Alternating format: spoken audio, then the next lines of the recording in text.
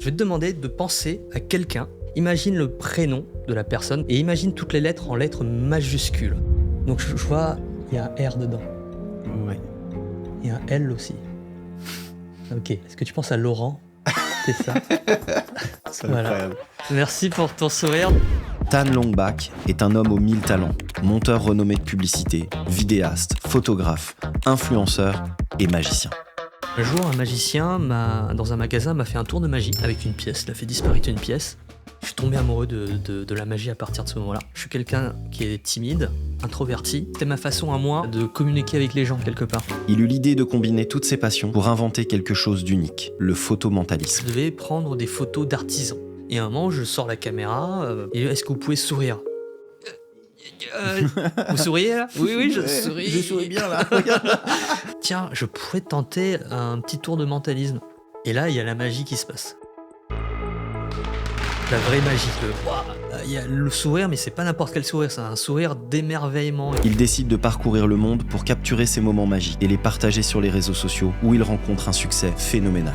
Ce qui m'a surpris sur mon projet photomentaliste et tous les commentaires, c'est que des commentaires bienveillants. Et ça, je savais pas que ça pouvait exister sur les réseaux sociaux. C'est vrai que t'as inventé un truc. Ouais, j'ai fait waouh! Il y a une phrase que j'adore. Il n'y a pas de chemin vers le bonheur est le chemin. L'aventure de préface commence et j'ai une petite chose à vous demander. Juste en dessous de cette vidéo, vous avez une petite cloche, abonnement, subscribe. Si vous vous abonnez à notre chaîne YouTube, on devient visible. On a créé Préface pour avoir des conversations inspirantes. Et quelle conversation on vient d'avoir. Elle nous rappelle cette chose simple. On est à une décision de changer sa vie. Si vous êtes en quête d'un déclic, de renouveau ou d'un élan, et que vous êtes à 2 doigts d'écrire le prochain chapitre de votre vie, alors bienvenue dans Préface.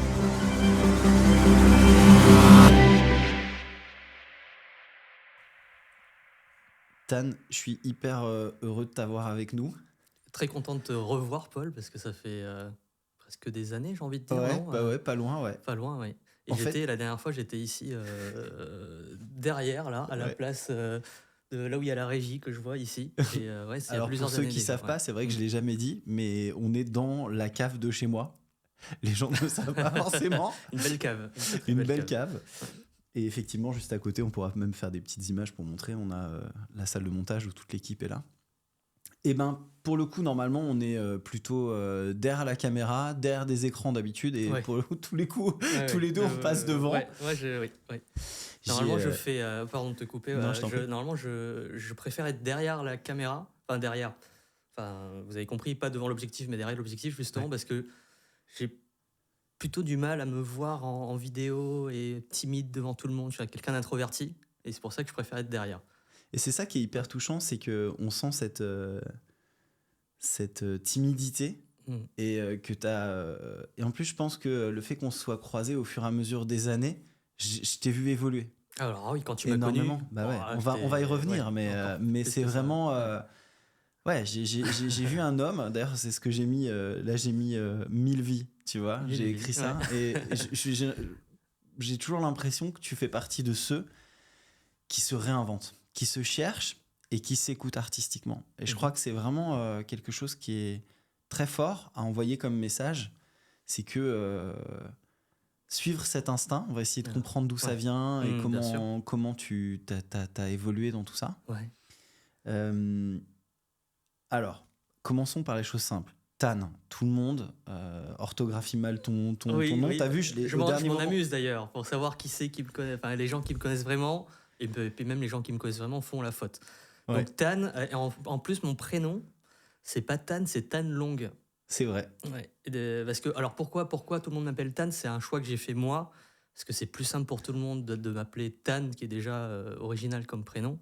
Mais normalement mon prénom c'est Tan Long et qui s'écrit T-H-A-N-H, plus loin L-O-N-G. Et mon nom de famille, Bak, qui n'est pas de la famille allemande, mais d'un dérivé du chinois. Donc, je suis d'origine vietnamienne. Ouais, ça veut dire blanc en chinois, si je dis pas de bêtises. Et la version vietnamienne, c'est Bat. Toute ta famille, d'où ils viennent. Alors, moi, je suis né en France, Ouais. mais mes parents sont nés au Vietnam. Dans la même ville d'ailleurs, c'est à Ho Chi Minh, Saigon à l'époque, on dit toujours Saigon d'ailleurs là-bas, mais c'est Ho Chi Minh maintenant. Et ils sont arrivés en France dans les années, je dis pas de bêtises, 70. Ils se sont rencontrés à l'école et puis après voilà, je suis né de par cette union en France vers Bordeaux. Pourquoi ils sont partis? Avec la guerre, avec le conflit avec les communistes, l'histoire qu'on connaît tous. Hein, C'est la même histoire que ma belle-mère, effectivement. Ouais, elle est oui. laotienne. Elle D'accord. a la même histoire de vie. Donc c'est pour ça que je te pose la question, parce que c'est je t'avais jamais posé cette C'est ce question. contexte-là. Ils sont venus en France, autour de Bordeaux, si je dis pas de bêtises. Il y avait plusieurs centres d'accueil. Mhm. Et c'est pour ça que mes origines, c'est Bordeaux. C'est Là, ça. je suis à Paris avec le métier, dont on a un point commun là-dessus d'ailleurs. Mais à la base, je suis à Bordeaux. C'est marrant parce que moi, ma femme s'appelle Nathalie. Mhm. Son papa était cambodgien, sa maman est laotienne. Et je trouve ça hyper beau. Ma belle-mère, dans son désir viscéral de s'intégrer dans la société française, a décidé de ne pas parler laotien à ses enfants, de se forcer à apprendre le français pour leur parler en français et de leur donner 2 prénoms français qui s'appellent Nathalie et Anthony. D'accord. Ils n'ont pas de deuxième prénom Non. D'accord. Je trouve ça hyper touchant. Et triste à la fois parce que il y a une forme de leur histoire qui finalement s'est un petit peu perdue dans le temps. Mais Et j'en connais plein. Il y a 2 camps, il y a 3 camps, j'ai envie de dire. Il y a les camps, justement, comme les parents de Nathalie, qui veulent vraiment intégrer leurs enfants en parlant le français, après avec un prénom français. Et moi, je suis un peu dans l'autre famille qui est... on parle vietnamien. Je parlais que vietnamien à la maison quand j'étais petit, avant d'arriver à la maternelle. J'ai appris le français à la maternelle, en fait. Incroyable. Voilà. Ça n'a pas posé de problème à part les premiers mois. À cet âge-là, oui, ça prend 2 mois. Mais à la maison, on parle vietnamien. Ouais. Mon prénom, j'ai qu'un prénom vietnamien, j'ai pas de prénom français. J'ai qu'un seul prénom. Et donc voilà, c'est un autre type où ils ont voulu garder ce côté culturel de la famille. Et ensuite, il y a un troisième cas qui est un peu le mélange des deux. J'ai d'autres cousins qui ont un deuxième prénom français, qui parlent français à la maison, mais qui parlent parfois vietnamien. Donc c'est un mélange de tout ça. Et moi, je suis plus du côté où la famille voulait garder le côté culturel. Après, ils avaient peut-être... Alors, ils avaient peut-être, je sais pas, ils étaient peut-être tristes de partir du pays, donc ils voulaient s'accrocher comme à ça. Ouais, c'est vrai que quelque part, tu recrées un monde un peu à toi, avec ton... Et après, ils se sont très bien incrustés à leur façon. Alors, mes parents étaient restaurateurs, donc je pense que beaucoup de familles asiatiques, du même contexte, ont fini dans on va dire, faut pas le prendre dans le négatif, mais dans des petits métiers.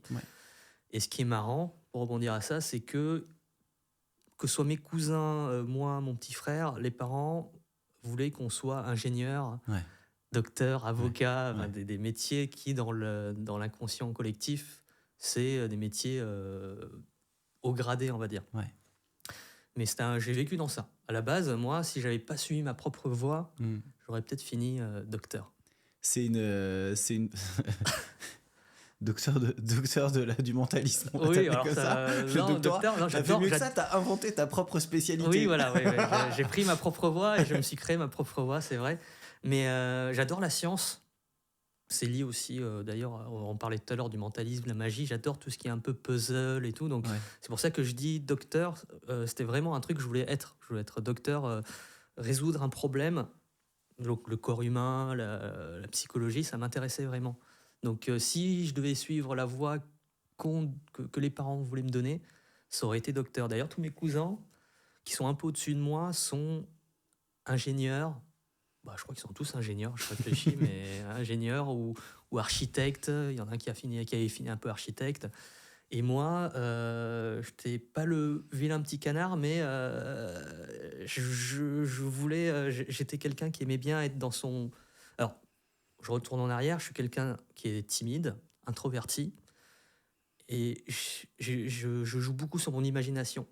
J'avais pas forcément beaucoup d'amis, j'en avais, mais pas énormément. Je suis pas très social, même maintenant, j'ai envie de dire. Et tout se passe... Alors, je me suis amélioré avec le temps, je me suis amélioré, mais... Et j'imagine plein de choses dans ma tête. J'imaginais plein de petits films. J'adorais les films de cinéma, donc j'imaginais plein de C'était les Spider-Man, je voyais des Spider-Man sauter partout dans la ville, j'étais un peu comme ça. Et au collège, au lycée, je suis tombé amoureux du cinéma. Je retourne en arrière. Alors, tu verras, je fais beaucoup de parenthèses. C'est pas grave, c'est super. On a tout le temps du monde.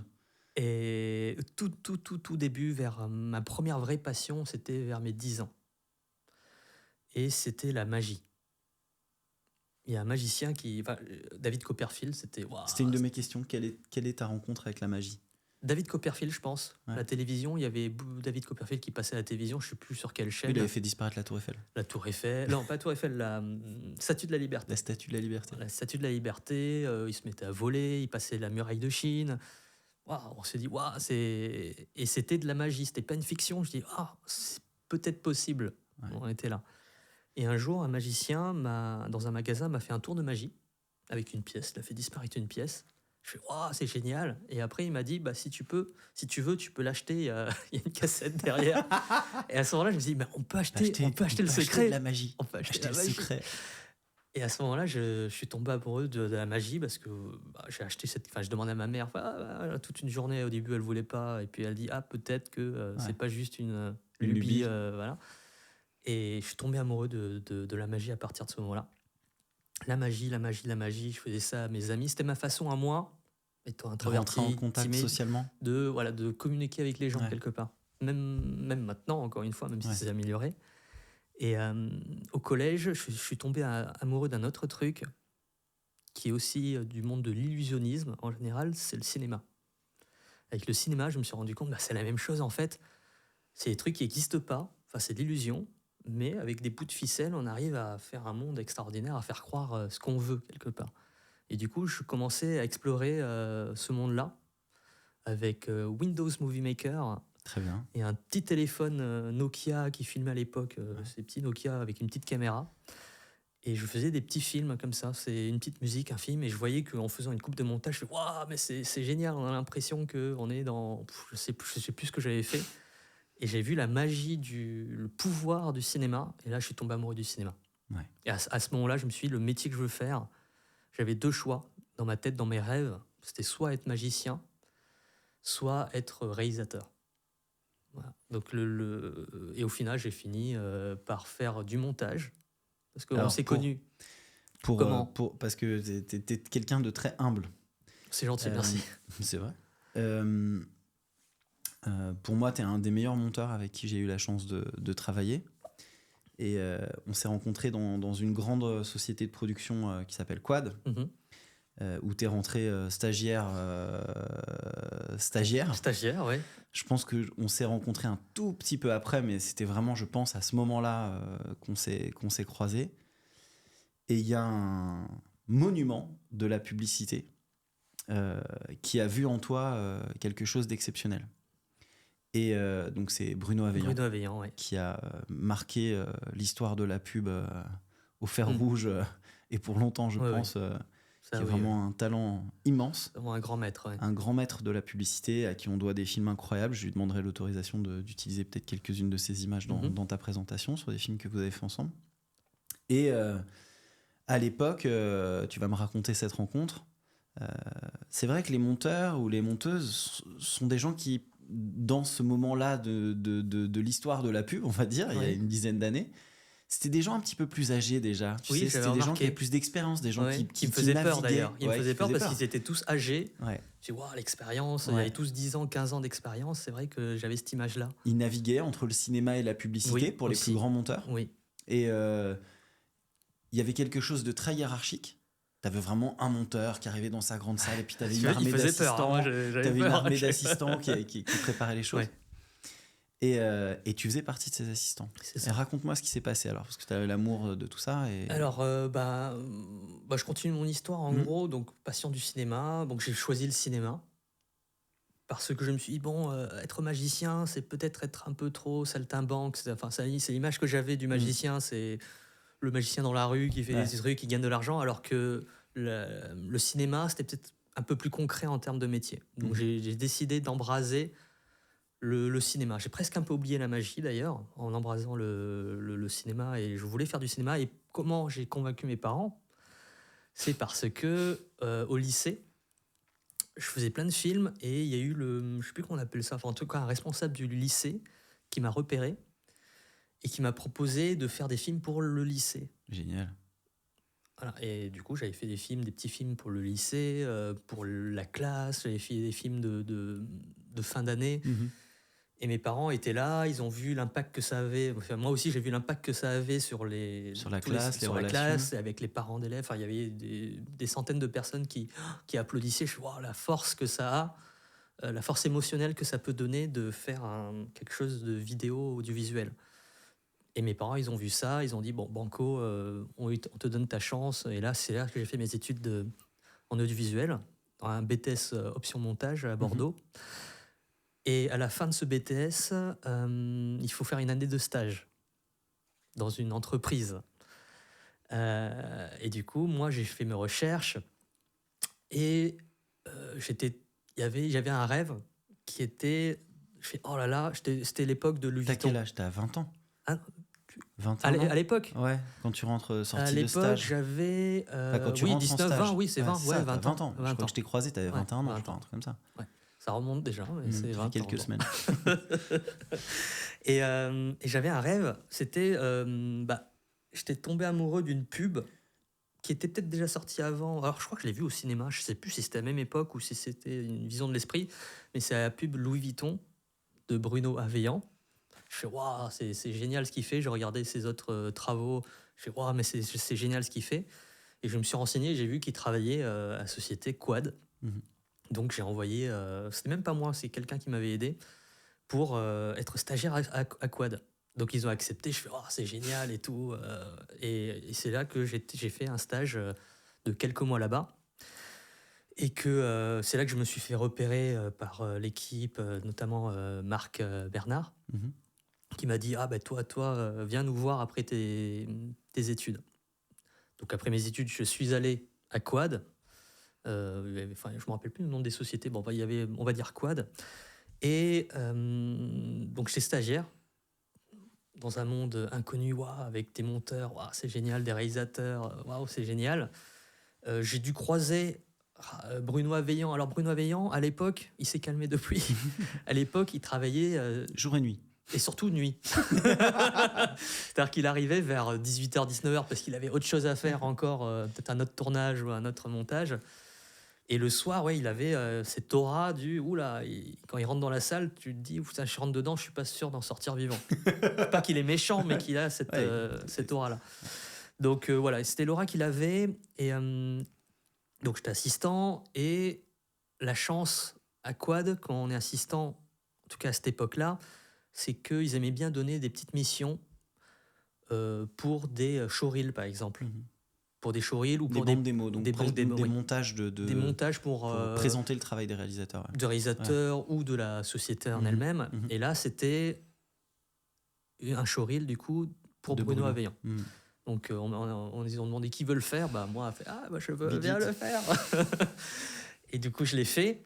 Et j'étais bien inspiré. J'avais pris une musique. Bruno, je ne l'avais pas rencontré. Il ne m'avait pas donné de débrief. La production, enfin le post-producteur m'a pas vraiment donné de débrief. Il dit t'as des images, amuse-toi.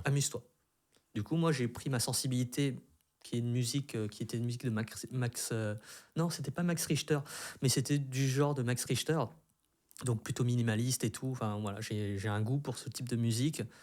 J'ai un goût, et je me suis fait plaisir avec cette musique là, avec j'étais en train de chercher l'auteur en même temps, mais Max Richter. Avec un montage ma façon. Je me suis fait plaisir. On balance ça à Bruno, à distance, il n'était pas là. Et là, il a adoré, il a dit il n'a rien, pas eu de changement. Donc c'est comme ça qu'il m'a repéré. Alors la première chose, c'est le premier souvenir que j'ai de toi, c'est... On était en train de monter mon premier court-métrage et on galérait sur une histoire de synchro.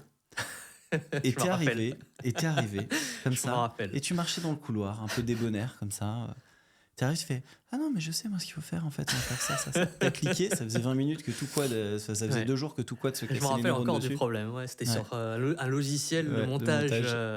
Et tu nous as réglé ça en un coup de cuillère à peau, mais surtout ce qui s'est dégagé, c'est, enfin moi j'ai l'image que j'ai, c'est vraiment bienveillance, cette gentillesse avec laquelle tu l'as fait en me disant voilà. Et à l'époque, t'étais légèrement en surpoids. Ah oui, c'est T'étais vrai. légèrement en surpoids. C'est l'effet parisien. C'est l'effet parisien. C'est pas méchant ce que je dis. Non, C'est non. vraiment la remarque que j'ai faite parce qu'en fait, ce qui s'est passé, c'est en même temps que tu as explosé en tant que monteur, t'as écouté ton corps.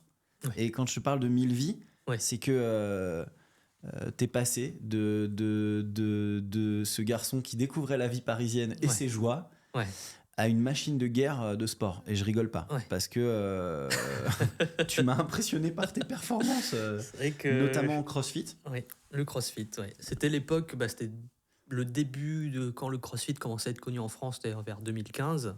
T'as perdu combien de kilos à l'époque quand t'as commencé à faire ça? À peu près 20. Ouais, c'est ça. Hein. 20. Mais je me souviens d'arriver dans le couloir et me dire, mais c'est plus le même. C'est tonne. Waouh. Ton corps avait changé et tu dégageais autre chose. Qu'est-ce qui s'est passé comme déclic dans ta vie? Qu'est-ce qu'il y a eu à ce moment-là? Ça demande beaucoup d'abnégation. Disons que je pense que c'est arrivé avec la confiance que j'ai eue en devenant monteur, en étant quelque part heureux dans ma vie professionnelle. Et après, le déclic, il est assez simple. C'est que à un moment, je devais faire mes lacets et j'étais en train de perdre mon souffle. Et je me suis dit, là, il y a une limite. On ne se rend pas forcément compte qu'on est en surpoids. Parce que quand on se regarde dans la glace, on a l'habitude de se voir, donc on ne se trouve pas forcément gros ou maigre. Et du coup, moi, je ne me rendais pas compte à l'époque que j'étais gros. C'est vraiment le déclic physique d'un truc où j'ai dit, mais ça c'est bizarre quand même, ça devrait pas arriver, qui m'a fait ce déclic-là. Et là, à partir de là, j'avais rencontré un collègue qui s'appelle Guillaume Chaussat, que tu dois connaître, qui commençait le CrossFit aussi. Et il m'a dit, tiens, essaye. Moi, j'ai essayé. Bon, au bout de ma vie, je ne fais plus jamais. Et puis, à un moment, avec le coup du lacet, je fais, mais en fait, si, il faut que je fasse ça. Coup de bol, ce qu'on avait, la salle de CrossFit ouvrait à 3 minutes à pied de chez moi. Là, j'ai dit, synchronicité, on y va. Et là, à partir de là, c'est devenu une drogue au début et maintenant un style de vie. Et maintenant, tous les jours, même aujourd'hui, du lundi, enfin presque tous les jours, un peu de repos quand même, en se levant à 5-6 heures du matin, c'est la petite séance de CrossFit. Ouais, c'est ça, parce que quand je dis que des performances physiques importantes, on rigole pas. Je me souviens d'exercices sur Athéna ou Aphrodite. Aphrodite, le 50, 40, 50, 40, 30, 20, 10. Donc c'est 50, burpee, sit-up et mountain climbs. Non, squat. Et tu fais 50, 40, 30, 20, 10. C'est énorme. Même aujourd'hui, c'est fatigant. Tu m'avais dit, moi je l'avais fait en, je crois, 28 minutes ou 29 minutes, 30 minutes. Tu l'avais fait en 17 minutes alors que j'étais au taquet de ma forme. J'étais en forme. Même maintenant, je pense que je suis dans les vents. Mais 17, à l'époque, C'était impressionnant. J'étais chaud, Et ton rapport au sport, donc depuis ton alimentation, c'est devenu, je connaissais pas le sport avant, tout simplement. Pourquoi j'ai pris du poids à Paris, c'est parce que quand je suis arrivé à Paris, c'était les livraisons à la maison, donc c'était pas la nourriture des parents équilibrée.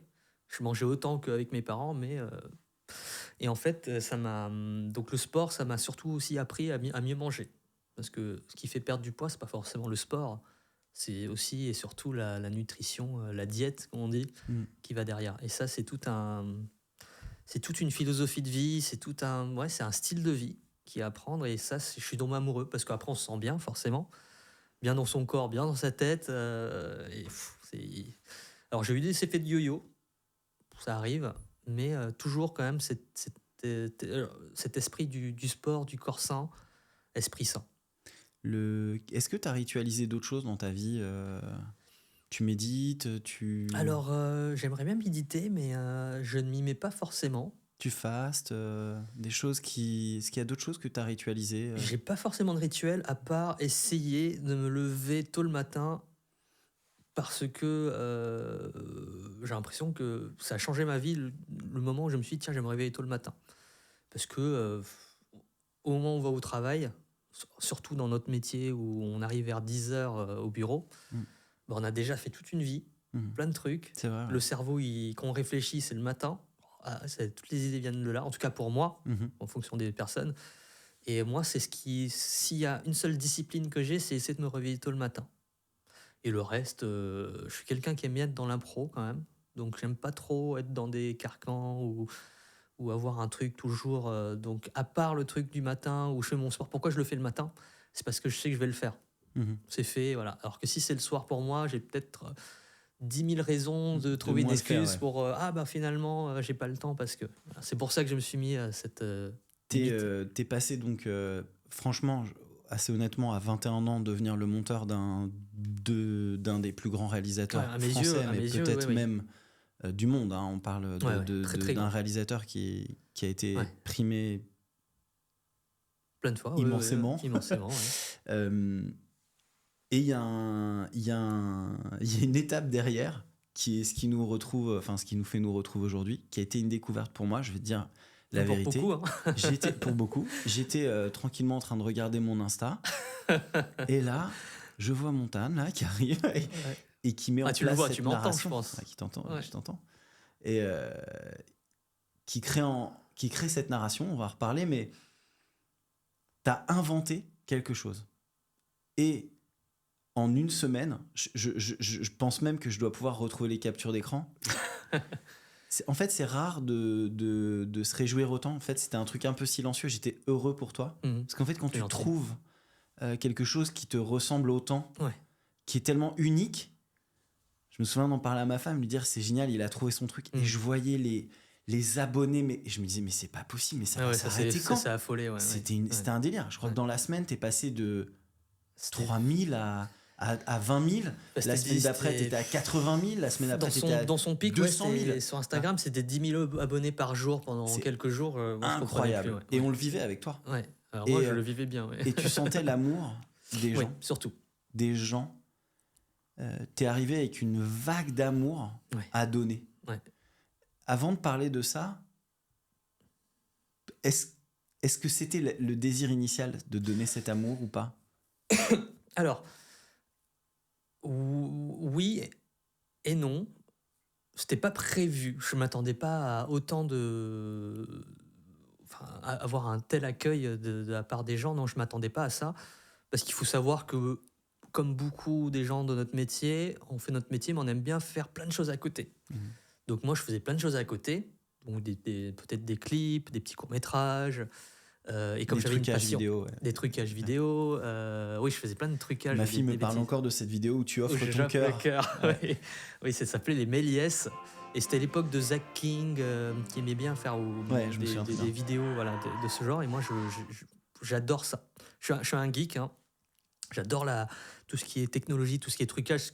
C'est comme ça que j'ai résolu le problème de mon cours. des 4 images. Je me rappelle encore.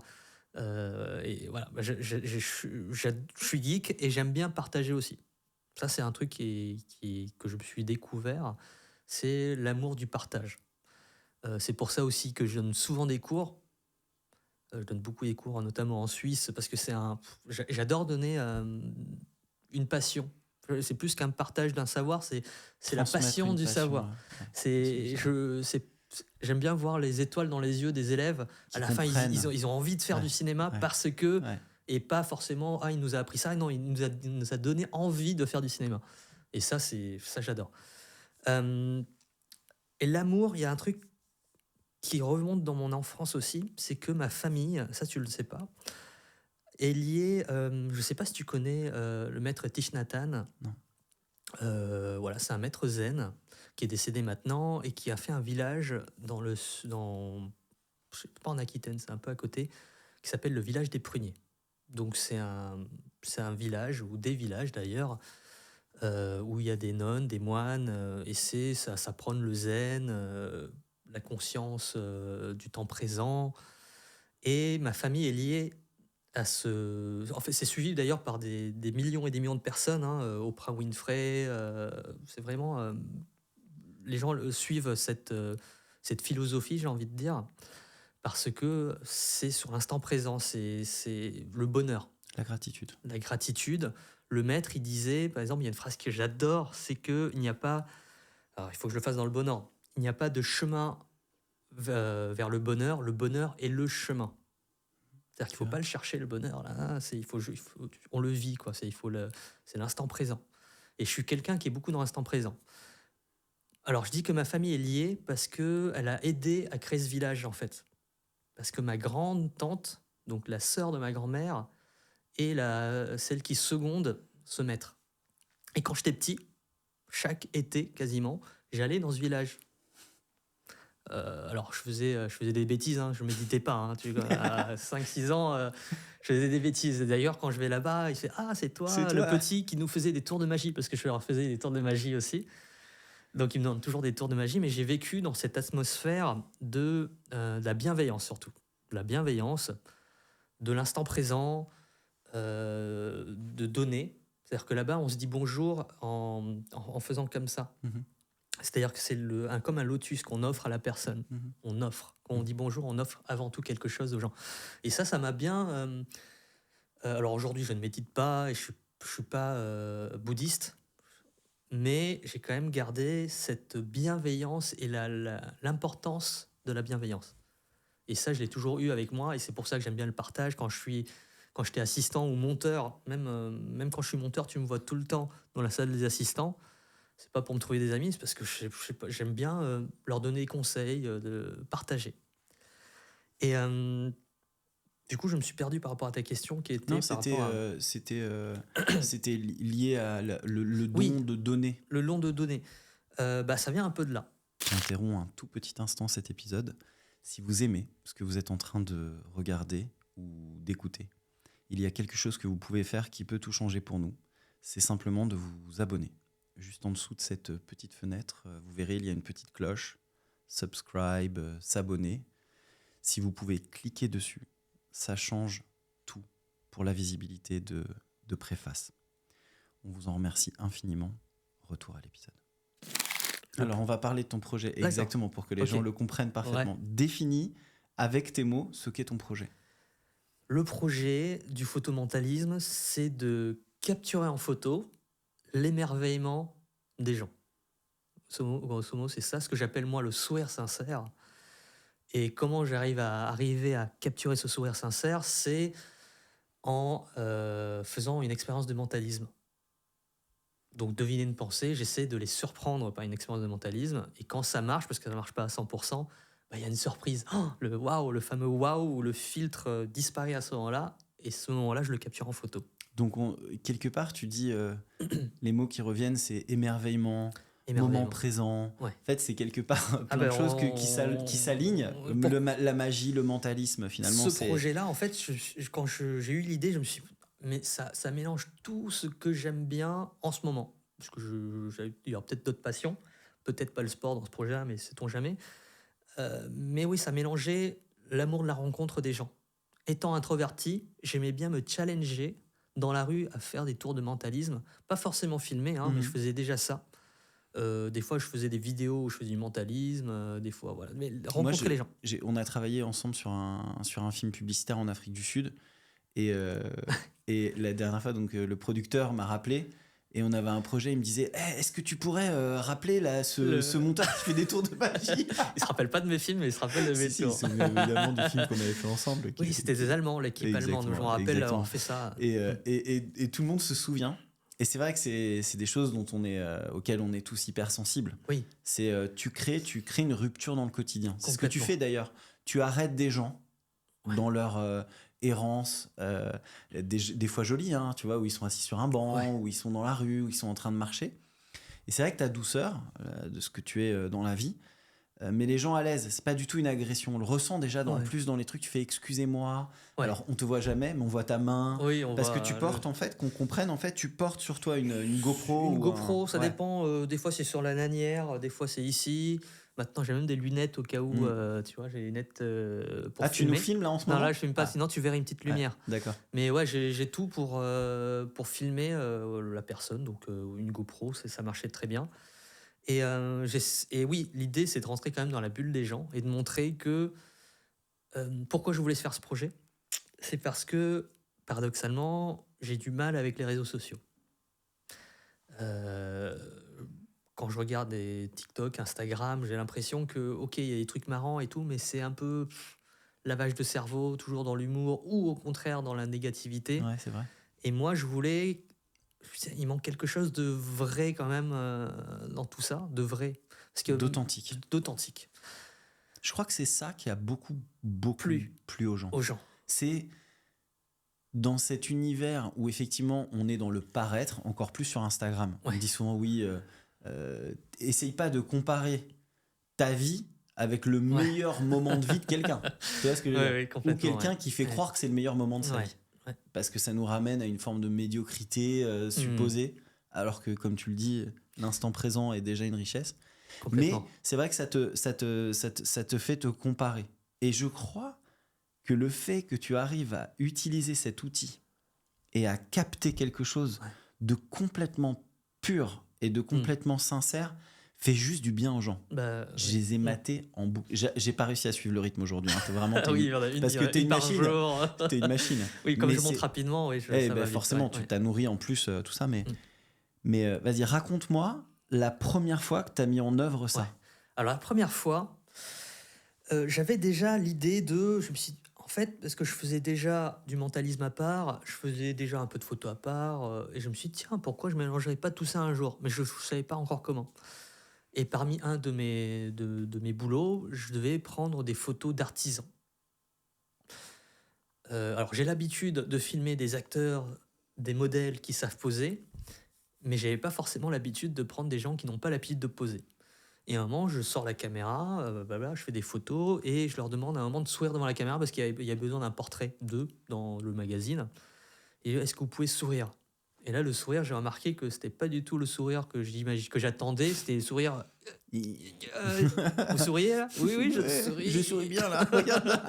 C'était gêné. Enfin, c'était crispé et c'était normal. Sur le long, je fais ok. Et là, j'ai eu cette petite ampoule. Soit je savais que généralement, quand avec des amis, je fais des blagues ou alors ils m'oublient au bout d'une heure. Mais là, j'avais pas une heure. Et là, je me suis dit, mais en fait, tiens, je pourrais tenter un petit tour de mentalisme. Donc je tente, et là il y a la magie qui se passe, la vraie magie. Là je me rends compte de la vraie réaction. En rentrant chez moi, en développant les photos, j'ai fait waouh. Le sourire était dingue. T'avais le sourire d'avant en plus que t'avais capturé. Oui, j'avais fait avant-après, donc comme je prends en rafale parce qu'il fallait un peu de tout, je compare et je fais waouh. Il y a le sourire, mais c'est pas n'importe quel sourire, c'est un sourire d'émerveillement, et c'est pas que sur la bouche, c'est dans les yeux, il y a un truc, j'ai envie de dire intangible, qui rend la photo magique. Et là, j'ai dit waouh.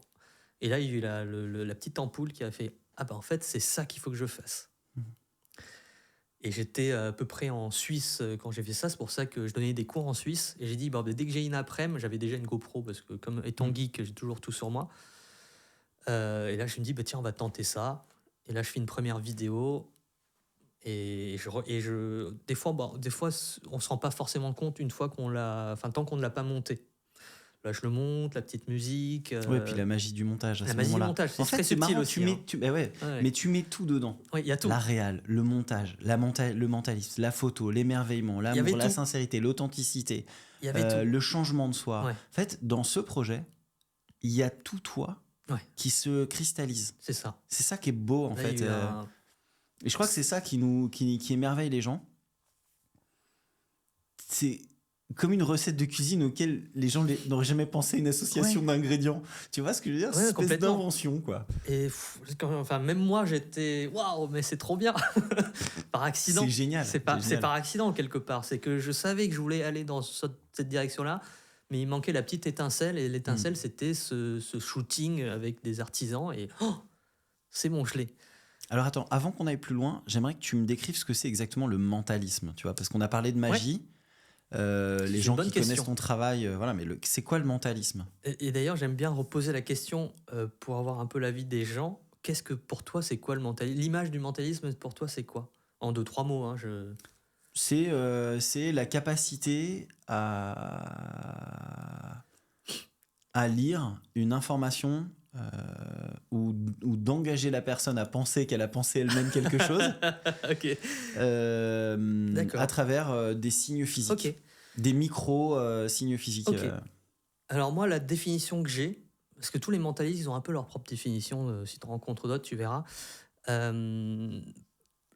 En fait, le mentaliste, c'est un illusionniste, avant tout. C'est-à-dire que c'est comme un magicien. Il y a beaucoup de techniques qui se regroupent, qu'on utilise avec l'un. Enfin, on a souvent les mêmes techniques, pas tout le temps, mais beaucoup les mêmes techniques, mais la présentation est différente. D'accord. Le magicien, lui, par exemple, son tour à lui, c'est de faire disparaître peut-être un verre. Voilà, je dis ça comme ça. Non, On peut mais même c'est- le faire en montage comme ça. Donc, c'est rendre quelque chose d'impossible possible. Le mentaliste, lui, la présentation, c'est de rendre quelque chose de plausible possible. C'est-à-dire qu'il joue avec comment dire, j'ai perdu mes mots. Le contexte? Non, c'est plus le fantasme des gens. D'accord. Il y a 200 ans, 300 ans, ou même au-delà, c'était quoi le fantasme des gens? En tout cas, ce qu'on pensait possible, c'était parler aux morts. Donc Mhm. le mentaliste de l'époque, c'était de parler aux morts. Incroyable, raconte-moi ça. Ouais, à l'époque, il y avait des mentalistes qui faisaient des expériences qui montraient qu'ils pouvaient parler aux morts, par exemple. Dans les années 30, 40, j'ai pas exactement les bonnes années, mais c'était les ondes radio et tout ça. Les mentalistes de l'époque, c'était ceux qui arrivaient à parler à distance, enfin, il y avait 2 mentalistes, Ouais. ils étaient presque clairvoyants, quoi. Ils arrivaient à faire comme ça, à 3000 km de distance, et ils arrivaient à dire... Ok, je suis en train de toucher un truc, qu'est-ce que tu vois, toi, de l'autre côté? Et l'autre D'accord. personne arrivait à ressentir ça. C'était le mentaliste de l'époque. Années 70, c'était la NASA, c'était le voyage sur la Lune, c'est la conquête spatiale, donc c'était tout ce qui est très par rapport à l'électromagnétisme. Donc le mentaliste de l'époque, dans les années 70, les mentalistes, ils tordaient des cuillères. Ouais. Ils jouaient avec parce que c'était les croyances de l'époque.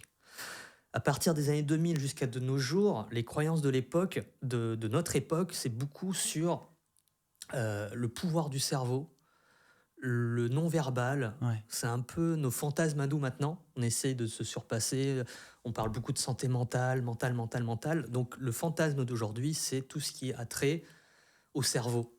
Et c'est pour ça que les mentalistes de 2000 à part jusqu'à de nos jours, ça joue beaucoup sur cet aspect-là de lire dans les pensées, lire dans les micro-mouvements. Et en fait, ça reste de l'illusion quelque part. C'est-à-dire que si tu as compris que tordre des cuillères, ok, c'est entre guillemets impossible, en fait, lire le non-verbal, de nos jours, on est dans la même impossibilité que tordre une cuillère quelque part. Mais on donne l'illusion Incroyable. comme des magiciens. Voilà, c'est un peu ma Elle est où longue la cassette définition. vidéo pour apprendre là? Ouais, on peut tous apprendre le mentalisme comme on peut apprendre de la magie. Ouais. Ça, après, il faut de l'entraînement, il faut tout ça. Mais Il y a différents niveaux de mentalisme. Il y a des mecs où tu te dis. ouais, il y a des mecs qui sont. Moi, je suis à un niveau très très, enfin, pas très très bas, mais il y en a qui sont, qui sont très très forts. Il y en a qui sont français, mais beaucoup qui sont anglo-saxons aussi qu'on ne connaît pas en France, nous. Ouais. Et moi, pourquoi je voulais faire aussi ce projet photomentalisme, c'est plein de choses en fait. C'est que je voulais pas, ça m'a arrangé, je suis introverti. On me voit pas, tant mieux. Ouais. Ça c'est bien. C'est vrai qu'on Et est aussi- toujours de ton point de vue. Ouais. Et aussi, j'avais l'impression que les mentalistes, on les mettait peut-être trop sur un piédestal, dans le sens où quand on pense mentaliste, on dit « Oh, il est trop fort, il a une super mémoire, il arrive à décrypter. » Et moi, je voulais au contraire me mettre en retrait, parce que moi, ce qui m'importe quand je fais du mentalisme, pas montrer que j'ai des super pouvoirs ou peu importe, c'est de montrer le pouvoir que ça a sur le spectateur, sur l'émerveillement en fait. Ouais. C'est la même chose pour laquelle j'adore faire du cinéma et du montage. C'est pas pour dire regardez le film que je fais, c'est voir l'émotion que ça fait, Ça produit aux gens. que ça produit aux gens. Et c'est pour ça que j'adore Bruno. Et puis même toi, tu es dans la même veine aussi, c'est que on essaye avant tout de toucher les gens par plein de procédés, la musique. Si tu réfléchis, c'est vrai que c'est assez proche, même dans nos démarches. Nous, maintenant, c'est ce podcast aussi ici, tu vois. Il y a notre métier de monteur ou de réalisateur qu'on adore et qu'on fait toujours. Bien sûr. Et à côté, il y a ces projets où finalement, on essaye encore de trouver d'autres subterfuges pour atteindre et toucher les gens et les émerveiller, les émouvoir, leur offrir des moments de grâce, d'épiphanie, ou je sais pas, c'est comme ça que je décris ton travail, tu vois, un moment de grâce parce que c'est pur, un moment d'épiphanie parce que d'un coup, Ouais, ce visage, De voir les étoiles dans les yeux des gens, moi, ça me rend vivant. Ouais. Oh là là, c'est ma manière d'exister dans ce monde quelque part. J'ai pas envie de me mettre sur un piédestal. Non, parce que c'est fait avec beaucoup d'humilité. C'est ça qui est aussi très important. Faudrait pas qu'il soit. Il y a vraiment cette générosité, cette douceur et ce désir. Et je pense que c'est ça, quand tu vois tous les messages qu'il y a dedans, enfin vraiment, j'encourage les gens à lire tous les messages qui sont sous tes vidéos. Ouais. C'est bouleversant. Ouais. Alors oui, je parle des gens qui commentent. Ouais, c'est incroyable. Par rapport à tous les autres... Enfin, c'est vrai que moi, ce qui m'a surpris sur mon projet photovoltaïque, c'est tous les commentaires, c'est que des commentaires bienveillants. Et ça, je savais pas que ça pouvait exister sur les réseaux sociaux. C'est vrai que tu as inventé un truc. Ouais, j'ai fait waouh. Normalement, il y a toujours des trolls. Ah, c'est faux. Oh là là. Oh, il est moche. Et là, c'est. Il y a toujours des trolls. Il y en a toujours 2-3 par. Ouais. Mais de manière générale, c'est que de la bienveillance. Et ça, j'ai dit, je tiens quelque chose quand même. Ouais. Je crois que les gens ont besoin de ça. Je crois que les gens ont besoin. C'est pour ça que je pense que le projet a marché. D'un monde ou d'un tout petit espace, comme tu dis, un peu violent, dur entre eux. En fait, c'est une forme de sécurité, de bienveillance, tu vois. Il y a un truc qui est. Alors, première vidéo, artisan, puis derrière, tu te lances dans tout ça, et tout de suite, ça explose. Non, ça n'a pas explosé tout de suite. J'ai commencé en avril 2023 et j'ai diffusé tous les jours pendant plusieurs mois. Et avril, mai, juin, c'est en juillet que ça a explosé. Et en août aussi. Donc plusieurs mois quand même après. Au début, c'était les amis. J'étais arrivé en juillet à 1000 abonnés. Je fais, waouh, c'est la fête. Et à un moment, ça a explosé.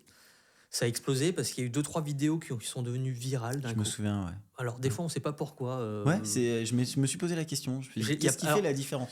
Il n'y a pas de différence. Il n'y a pas de différence. Des fois, c'est l'algorithme qui comprend que. Et puis, il y a beaucoup de chance aussi dans ce projet-là. Hein. Ouais. C'est-à-dire que si j'avais fait ce projet-là et que j'ai dit, ça ne marche pas, j'aurais arrêté au bout d'1 mois, ça n'aurait pas eu l'impact. Et moi, j'ai quand même continué, mais parce que j'ai pas fait tous les jours parce que je voulais être connu ou que ça explose. Je l'ai fait parce que c'était un gros kiff de le faire, de rencontrer les gens dans la rue, de faire le projet. Je suis, ça fait du bien en fait de voir du sourire tout le temps. Ça fait du bien de voir le résultat en vidéo. Enfin, parce que moi, je suis le premier client des premier vidéos, spectateur. En fait. Je suis le premier spectateur. Moi, ça me fait du bien de voir ces vidéos-là. Et du coup, ça me fait plaisir de les faire avant tout. Tout ce que j'ai fait, j'ai la chance. Parce que c'est pas tout le monde pareil. J'ai la chance jusqu'à maintenant de toujours faire, de toujours travailler dans la passion. Ouais, il y a ce truc, tu sais, alors déjà, oui, dans nos métiers, c'est pas forcément évident, encore plus dans la publicité, où des fois, c'est des métiers qui sont très durs. Mais au-delà de ça, il y a ces créateurs de contenu qui trouvent un truc qui leur plaît, puis après, en fait, ça devient un sacerdoce pour eux. Ils se retrouvent à être obligés de faire des choses. Ils sentent le truc et machin, et puis d'un coup, ça baisse. Puis il y a cette espèce de spirale infernale qui s'installe et qui voilà. Et c'est vrai que de ton côté, c'est un finalement, plaisir. Non, mais même le système que tu as mis en place, à partir du moment où tu décides de le faire, tu es déjà dans ce plaisir, tu fais des rencontres. Est-ce que tu es au courant de cette étude sur le bonheur ?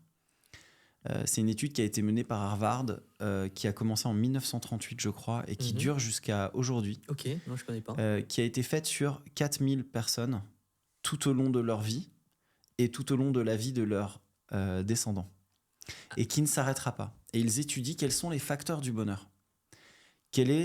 Pourquoi on est heureux. Donc, sur les 4000 personnes, ils voient ceux qui divorcent, ceux qui ont des enfants, pas d'enfants, où ils vivent, comment ils sont, qu'est-ce qu'ils mangent. Mais c'est des trucs très, très précis, je veux dire, tu vois, Harvard. L'étude, elle est incroyable. Okay. J'encourage vraiment les gens à regarder ça parce que c'est incroyable. Et est-ce que tu sais quel est le facteur commun du bonheur ? Alors, moi, je donne... Non, je pense de manière scientifique comme ça. Ah, scientifique ? Qu'est-ce qui ressort de cette étude ? Après, moi, personnellement, mais je ne sais pas si c'est pareil dans la science, pour moi, c'est le mot passion. Non. C'est pas lié qu'à la passion. Ouais. Alors, c'est le déclencheur de ce qu'il est. On peut se dire, c'est l'argent, les enfants, la possession, la religion. Voilà. Non. C'est les relations et le tissu social. C'est-à-dire les interactions qu'elles soient les plus petites ou les plus puissantes, c'est ce qui fait que, après ces études sur maintenant, donc combien je t'ai dit, 48 38 ou 48, 38, 70 ans, 80 ans, que on a le tissu social. le tissu social. On est des êtres. Et c'est pour ça, quand tu dis la passion, mais quelque part, toi, ta passion, c'est ce qui t'amène. Ouais. Et peut-être, c'est une clé pour ceux qui nous regardent, des toutes petites interactions authentiques, sincères, pures, qui ont quelque part, finalement, qui contribuent indirectement. Je t'encouragerais donc à regarder cette étude. C'est intéressant pour continuer à creuser le truc. Ouais. Après, tu te dis ça, je me dis, dire ça à un introverti, ils vont dire quoi? Aller voir des gens pour se sentir heureux. Ouais, mais en même temps, tu as trouvé une parade à ça. Oui, j'ai trouvé une parade. Donc, c'est-à-dire que j'étais pas forcément dans le mal-être, je pense, d'être introverti. Je suis quelqu'un qui aime pas trop. C'est-à-dire que j'ai l'impression que vivre dans une grotte, ça me dérangerait presque pas. Après, c'est vrai que ma manière de m'exprimer, je l'ai trouvée grâce à l'art en général, donc le montage, le truc. Et pourquoi je parlais de passion, c'est parce que moi, j'ai l'impression, alors c'est pour ça que c'est un ressenti de ce que je vois, les gens qui me paraissent heureux ou pas heureux, je leur pose toujours la question, est-ce qu'ils ont une passion? Et généralement, j'ai remarqué que les gens qui étaient, entre guillemets, malheureux, c'est ceux qui n'avaient aucune passion. Genre, est-ce que tu as une passion? Non. Alors que les gens qui sont heureux, j'ai l'impression qu'ils en ont. Voilà, c'est mon ressenti. C'est ce qui les anime. Tu trouves un but, un pourquoi, une évasion. Ça me semble assez... Mais oui, c'est passionnant ce mécanisme par lequel t'es passé. Parce que c'est rigolo, comme tout s'aligne au fur et à mesure de notre discussion, t'as l'impression que tout est en place. Ouais. Je vais te demander, quel est le témoignage qui t'a le plus bouleversé? Enfin, comment ça s'appelle, d'ailleurs, le photomentalisme? Ouais, en fait, non, mais c'est l'action. C'est quoi? C'est le shoot, le moment, l'interaction, le partage. Moi, j'appelle ça l'expérience. L'expérience. Donc, l'expérience. Quelle est l'expérience qui t'a le plus touché ça peut être dans n'importe quel Alors, c'était plus sens. Je le raconte tout le temps quand on me pose la question. C'est plus par rapport à moi. C'est-à-dire que... Et mes préjugés. On est tous sujets à des préjugés. Voilà, on est... des êtres humains, on peut faire des préjugés. Et moi, j'avais un préjugé qui était le suivant, c'était ok, blablabla, je vais faire des gens. Ah, je vois passer une femme voilée. Je fais ça sert à rien d'y aller, elle dira non. Et du coup, dans mes premières vidéos, il n'y avait pas de femme voilée. Et dans les commentaires, forcément, je fais c'est bien, et pourquoi il n'y a aucune femme voilée et tout. Et moi, je lui ai même répondu en message privé, mais parce que je pensais que c'était interdit par la religion ou que justement parce qu'elle était voilée, elle voulait pas être dérangée. Voilà, j'avais cette image-là. Et du coup, ils m'ont dit non, au contraire, tu verras, tu essayes et tu verras, il n'y a pas de souci. Alors oui, il y a certaines religions où c'est strict en termes d'image, photographie et tout, mais de manière générale, normalement, il n'y a pas de souci. Donc à partir du lendemain ou juste après, je suis allé voir, j'ai eu la chance de tomber sur une femme voilée qui s'appelle Sarah, si elle nous écoute, qui est marocaine, si je dis pas de bêtises. Et je lui ai demandé, et elle était... Mais j'ai passé elle était super humaine, elle était super dans l'humilité. Enfin, je suis tombé amoureux de la personne, de la gentillesse de la personne. Elle a dit oui, sans souci. Et ça m'a cassé un préjugé. Et là, j'étais sur un petit nuage. Là, ça m'a rendu plus humain, en fait. J'étais content de ce moment-là, parce que ça m'a rendu plus humain et ça m'a cassé un préjugé. Je me suis dit, mais c'est génial ce genre de rencontre et même ce projet-là, c'est que ça me donne envie de parler à toutes les femmes voilées, par exemple, alors que j'aurais peut-être pas fait avant parce que j'avais ce préjugé-là de ma méconnaissance, elle est voilée, donc elle veut peut-être pas forcément être dérangée, ou que sais-je. Et ce projet, il m'a fait du bien humainement. Je me suis dit, ça m'a changé un truc, un mauvais a priori sur les femmes voilées. Alors, j'avais pas forcément de mauvais a priori, mais je me dis, je vais pas forcément les prendre en photo. Mais là, ça m'a fait du bien. Je me suis dit, ça, en fait... Et même humainement, j'ai l'impression que... en tout cas, les 2, 3, 4 femmes voilées que j'ai abordées, mais c'est tous des anges. Vraiment, ça donne envie... Nous, on a une femme voilée qui s'occupe de notre petit garçon. Ouais. Et d'ailleurs, la nounou d'avant était aussi voilée. Et ça m'a fait du bien. Et c'est vrai qu'on a effectivement ce préjugé de se dire, est-ce qu'on peut... Il y a une pudeur, j'ai Ouais. envie de dire, de notre part. Oui, oui. Et puis en fait, je m'aligne parfaitement avec tout ce Mais que tu as dit. vrai, mais ça fait du bien. Ouais. On est nourri par... Ces En fait, rencontres. on est devenu un peu moins ignorant quand on passe le cap de... Non, mais Ouais. c'est vrai, de prendre Et, le ouais, temps non. de découvrir l'autre. Mm. Et t'as des échecs? Tu parlais d'échecs? Alors, il y a 2 types d'échecs dans ce projet. C'est déjà les gens que j'aborde dans la rue, que j'approche dans la rue, ils disent pas forcément oui, Mhm. surtout à Paris. Mhm. C'est-à-dire qu'une fois sur 3, j'ai des noms. Mhm. Alors, ça Ce peut qui être est- ce qui est un ratio très faible, j'ai envie de te ce qui dire. est très faible et ce qui est normal aussi. Je suis dans la rue, soit ils sont pressés, Ouais. donc voilà, soit ils peuvent se méfier. Malheureusement, on est à Paris, il y a Oui, quelqu'un c'est qui vrai. arrive et bonjour, je suis photographe et ah non, je veux Ouais, pas c'est payer. bon, ouais. J'ai pas Voilà, j'ai ou pas alors, d'argent. je fais pas d'argent, voilà, donc ça peut arriver. Bon, ça fait un peu plus mal, entre guillemets, à l'ego, mais avec le temps, Oui. c'est pas leur faute en fait. Mm. C'est juste dans le moment X. Les gens te reconnaissent maintenant dans la rue? Pas forcément parce que on me voit pas dans mes vidéos. Alors des fois, on Non, me mais ils voit. reconnaissent peut-être le Ah oui, mécanisme. alors ça, par ouais. contre, il y en a pas Ouais. mal qui connaissent ce projet-là. Mhm. Ouais. Il y a un regret. J'y travaille toujours. Il y a un regret dans ce projet-là, c'est qu'à la base, je voulais faire ce projet en abordant que des gens, des seniors limite, Mhm. à la base. Parce que dans les réseaux sociaux, on voit que des jeunes. Moi, je voulais voir les autres, les vrais. Et je voulais voir des seniors. Le problème avec les seniors, c'est que d'une part, elles disent non. Ah non, je suis vieux, vieille, je veux pas me voir en image. 2, je veux pas être dérangé parce que dans leur monde. 3, les réseaux sociaux, c'est non. C'est non. Donc malheureusement, il n'y en a pas beaucoup. Moi, je suis obligé de batailler. En plus, Appelons toutes les maisons de retraite d'Île-de-France à t'accueillir. par exemple. Mais il y en a beaucoup. On m'a proposé, ça Ouais. m'intéresserait.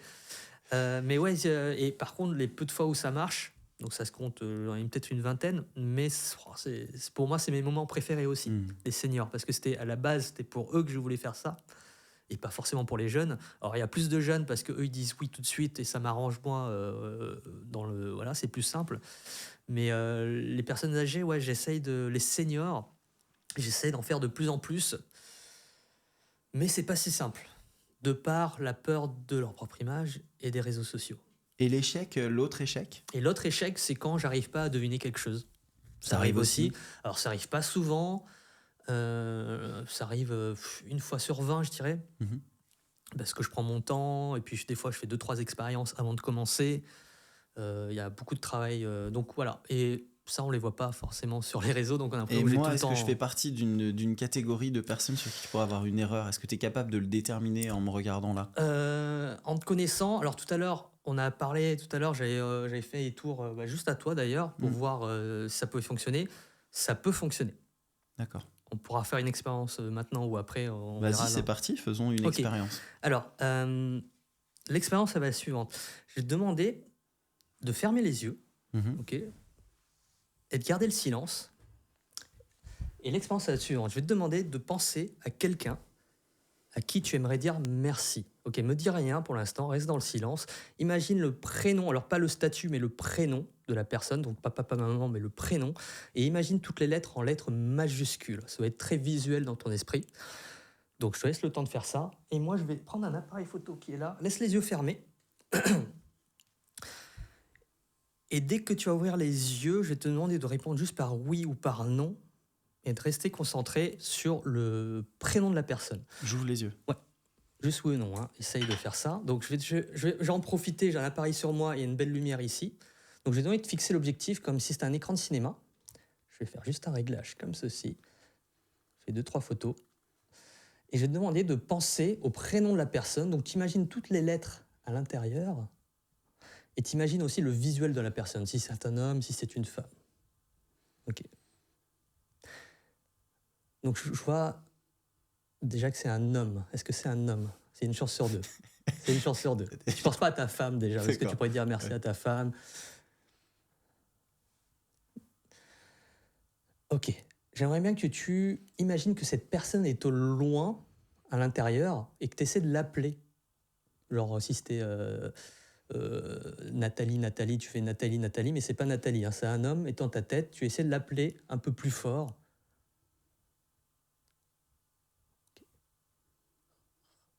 Il y a un R dedans. Ouais. Et un L aussi. Ok. Ça fait le. Est-ce que tu penses à Laurent? C'est ça. C'est Voilà. incroyable. Merci pour ton sourire. Donc c'est ça l'expérience du photomontaïsme. Donc ça marche pas tout le temps, mais comme on avait fait un travail sur tout à l'heure, là ça a bien marché. C'est Laurent. Laurent, ouais. Et qui tu aimerais dire merci. Donc Voilà, Laurent qui a changé ma carrière et ma vie, ouais. Et puis c'est un petit big up aussi parce que Simon qui m'assiste dans le podcast est son fils. D'accord. Voilà. Et je comprends il bien. a changé ma vie, ma carrière. Et, bah moi j'aimerais dire merci d'ailleurs dans le même genre à Bruno s'il nous écoute parce je pense qu'il a qu'il nous changé. écoutera, voilà. Il a aussi changé ma vie, ma carrière et tout ce que je lui dois. Enfin, il m'a vraiment boosté. C'est vraiment un mentor. C'est paradoxal parce qu'on se parle pas tant que ça, même parce qu'on est tous les deux introvertis et tout. Mais le peu qu'on se voit, c'est un peu comme si on était à côté, on se parlait pas, mais on se comprenait. Et il y a un truc très. Il m'a beaucoup appris, mais même indirectement. C'est pas quelqu'un qui m'a dit il faut faire ça comme ça. C'est à force de travailler avec lui, j'ai appris tellement de choses. Et même, c'est quelqu'un de très humain. Et ça m'a appris justement à être encore plus humble, j'ai envie de dire, parce que c'est quelqu'un de très humble, C'est très vrai. humain. Tous ses projets, c'est l'émotion, le beau. Il aime bien C'est dire vrai, ça. ouais. Et moi, ça m'a encore plus drivé dans la recherche du côté humain dans tout ce que je Oui, fais. c'est vrai qu'en plus, on ressent. Maintenant, tu as des partenariats avec des marques, avec plein de choses. C'est vrai que ta photographie, même, s'affine, s'aiguise au fur et à mesure de ces rencontres. C'est ça. C'est quoi l'étape d'après, là, tout de suite? Alors, paradoxalement, comme je te dis que je suis dans l'instant présent, je me laisse porter en fait. Ouais. C'est à la fois un avantage et un défaut. C'est que c'est vraiment l'envie du moment qui me fait tiens, aujourd'hui j'ai envie de ça. Donc pour l'instant, le projet il est comme ça. Peut-être que dès demain, si je change d'avis pour j'ai envie que ça aille dans cette direction, c'est à ce moment-là. Pour l'instant, ce projet-là, j'ai l'impression que je pourrais le faire pendant des années et des années parce que même si c'est la même chose à chaque fois, Ouais. la personne est différente à chaque Ça fois te et fait en du fait bien. c'est quelque chose de différent. Mhm. Les personnes qui me suivent, ils aiment autant la vidéo et pourtant c'est le même concept. C'est ça vrai, qui est t'as bien, raison, c'est ouais. que c'est le même concept. C'est vrai qu'on peut tomber avec Et l'algorithme dessus et tu prends toujours le même plaisir à le regarder. Parce que l'humain est différent en fait. L'humain, il y a des points communs et en fait chaque personne, il y a son petit truc subtil en plus qui fait que la vidéo est différente de l'autre. Et après, le next step pour moi, ce serait, mine de rien, d'embraser un peu plus ce milieu-là, du photomentalisme, d'aller voir les gens. Parce que j'ai fait 15 ans de montage déjà dans ma salle de montage. T'as envie d'autre chose. Ouais, j'ai envie d'autre chose. Et même aujourd'hui, j'ai levé le pied sur le montage. Ouais, à chaque fois que je t'appelle, t'es pas dispo. Parce que je suis sur des trucs photomentalisme. Et que pour l'instant, le seul réel pour qui j'ai travaillé l'année dernière, c'est Bruno. C'est Bruno. Ouais. C'est la relation. Parce que j'arrive pas à lui dire non. Du maître et de l'élève. J'arrive pas à lui dire non. C'est ça. Mais à part ça, non, voilà, j'essaye vraiment d'embraser ça. Et puis demain, en fait, je réfléchis pas au demain et ni au passé. Je suis vraiment dans le présent, ce qui me rend heureux parce que voilà, le chemin, enfin le bonheur, c'est le chemin. Non, le chemin, c'est le bonheur, je sais plus. Bon, bref. On a compris. Mais ouais, le bonheur, c'est le chemin. Le bonheur, c'est le chemin, c'est ça. Et non, je pense pas forcément à demain. Pour l'instant, je vis pleinement tout ça. Mes petits projets, ce serait, voilà, j'ai le projet de embraser un peu plus ce projet photomentaliste, d'embraser un peu plus tout ça. Parce qu'il y a un truc qu'il faut savoir, c'est que je fais aussi des prestations de ça, en plus. Donc ça me permet de rencontrer des gens en réel. des gens, de gagner ma vie là-dedans. Parce que c'est tout ce que je fais sur à la question, est-ce que je gagne de l'argent sur Instagram ? C'est une bonne question, ouais. Je gagne 0. D'accord. Par contre, ça me fait, entre guillemets, de la pub pour faire des prestations, par exemple, ou des collaborations. Comme un magicien. Comme un magicien. Au final, exactement, tu as réussi à rendre... La putain, t'as pris un sacré pour devenir magicien. Au final, le rêve d'enfant, c'est réalisé. Au final, c'est pas mal. Au final, c'est pas mal. C'est pas si saltimbanque que ça. C'est quand même, on peut gagner sa vie entre guillemets comme il faut. Démonstration est faite à tes parents. Ouais. Et au il y a le final. côté safe side, il est quand même monteur, il n'y a pas de problème, Ouais, il voilà. va pouvoir survivre au cas où. En fait, j'ai plein de métiers passion, donc ça, je fais un peu de réal à côté, je fais un peu de cours à côté. Donc maintenant, j'ai 5-6 métiers, un peu comme toi, hein. Je sais que tu en as plein aussi, des métiers. Pas forcément pour me sécuriser, mais parce que ça m'arrange intellectuellement de changer. Tiens, et quand je reviens au montage, je fais ça fait du bien de remonter quand même un peu. Tout est interconnecté, c'est vrai. Interconnecté et il n'y a pas de saturation parce que chacun, on change de milieu, ça fait du bien et on s'inspire de chaque milieu. Pour le photomontagisme, je m'inspire beaucoup de mon expérience de monteur.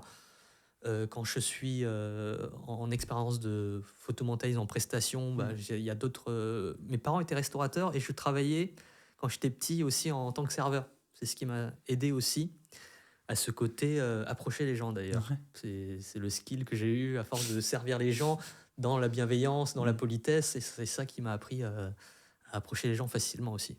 On a un petit rituel ici chez Préface dont je ne t'ai pas parlé. Non. C'est un peu la surprise qu'on fait à chaque invité qu'on a.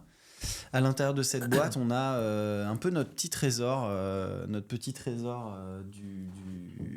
du podcast. C'est des lettres.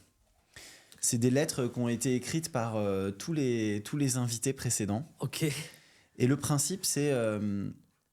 préface, c'est l'idée qu'on est à une décision de changer sa vie. Mm-hmm. Tu l'as fait plusieurs fois dans ta vie. Oui. Avec ton métier, avec le sport, aujourd'hui avec ce projet de mentalisme, et je ne sais pas ce que tu vas nous inventer d'autre par la suite, on ne sait pas, et c'est ça qui est magique. Mais il y a peut-être quelqu'un qui nous regarde, quel que soit son âge, que tu sois...